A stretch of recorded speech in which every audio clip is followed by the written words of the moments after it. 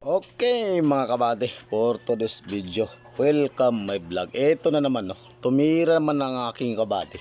Tinira naman ako sa mga komentary, no. Alam mo kasi mga kabady, mali yung sinasabi mo na pag pinilit ng mga Muslim ang Israel at saka Amerika ay maghihirap ang Muslim. Nagkakamali ka. Nakakamali ka, kabady. Bakit? Sila, malayong malayo pa yung digmaan, naganda na po yung mga kabady natin.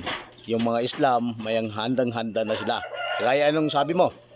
Ang Iran, sinarado, kinlos ang langis na para ipang-export sa ibang-ibang lugar. Saan pa sila kukuha ng source? Marami. Malaki ang source ng Muslim. Bakit? Yung kawatan, pinuputulan ng kamay, kaya walang kurap.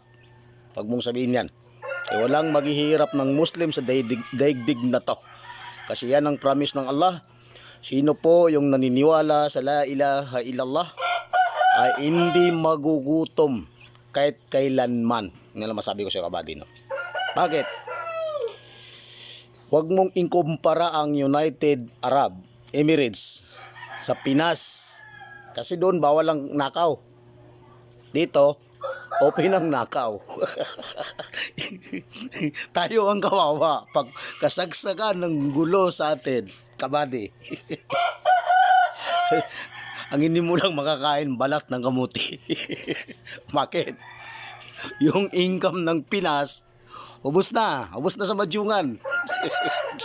Kaya huwag mong sabihin magugutoman yung mga Muslim. Pag nandyan pa yung la ilaha illallah, walang nagugutom na Muslim. Okay kabady, thank you po.